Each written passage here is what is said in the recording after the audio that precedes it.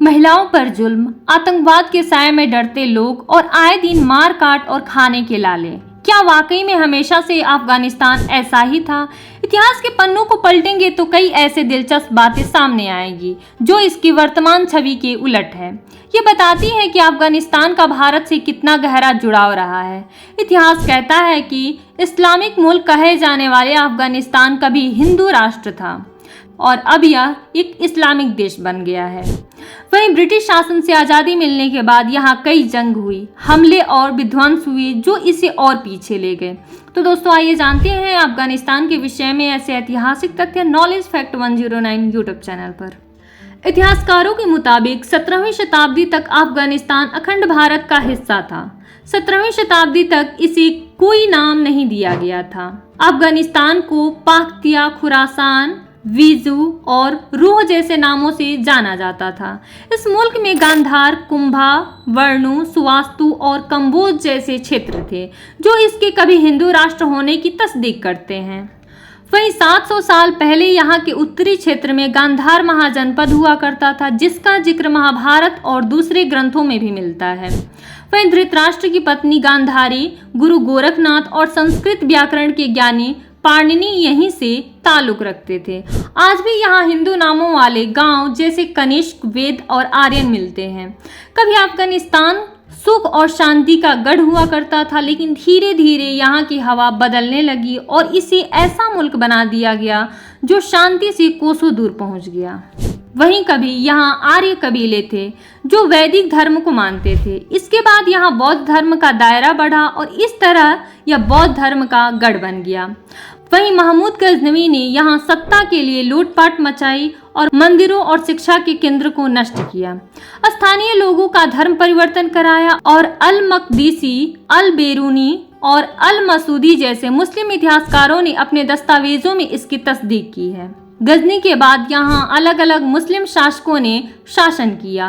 वहीं 1739 में दिल्ली के मुगल बादशाह मोहम्मद शाह अकबर ने ईरान के बादशाह नादिर शाह से संधि की और अफगानिस्तान को उसे सौंपा।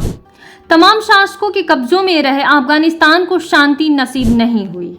वहीं इस्लाम का दायरा बढ़ने के बाद यहाँ ब्रिटिश हुकूमत की एंट्री हुई, जहाँ 1839 से 1919 के बीच ब्रिटेन ने अफगानिस्तान में 3 बार इस देश पर हमला किया। जहां 1839 में ब्रिटेन ने एंग्लो अफगान युद्ध के बाद काबुल पर कब्जा किया। एक लंबी जंग के बाद 19 अगस्त 1919 को अफगानिस्तान को स्वतंत्र घोषित किया गया।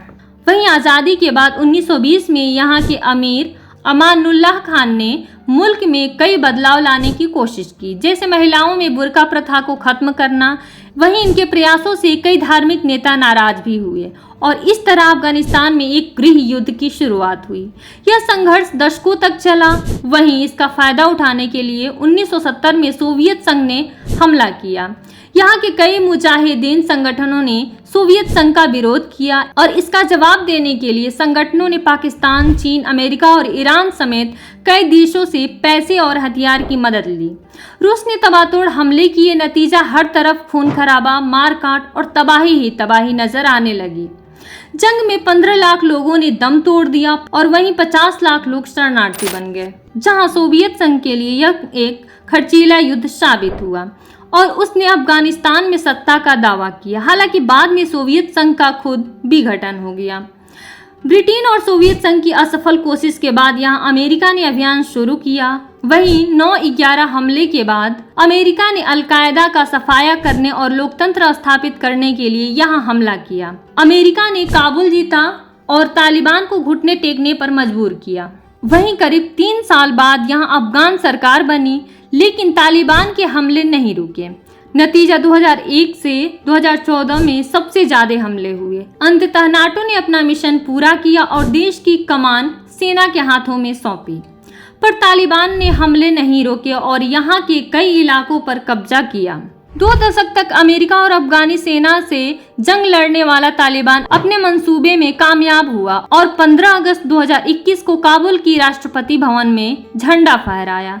तालिबानी कट्टरता का दायरा जैसे जैसे बढ़ता गया, औरतें पर जुल्म और भी बढ़े। महिलाओं के अधिकार छीने जाने लगे, हिजाब अनिवार्य हुआ और शिक्षा के अधिकारों से वंचित किया गया।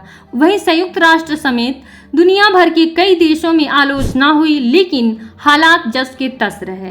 वहीं महिलाओं की पुरुषों के साथ काम करने पर पाबंदी लगा दी गई, लड़के लड़कियों के साथ पढ़ने पर रोक लगाई गई। हालांकि तालिबान के शीर्ष नेता हिबतुल्लाह ने कई बार महिलाओं की जिंदगी में बदलाव आने का दावा किया, लेकिन ऐसा कुछ भी नजर नहीं आया। वहीं अफगानी सरकार के बजट का 80% हिस्सा दुनिया भर के अलग अलग समुदाय से आता था, लेकिन तालिबानी रवैये के कारण धीरे धीरे फंडिंग पर रोक लग गई।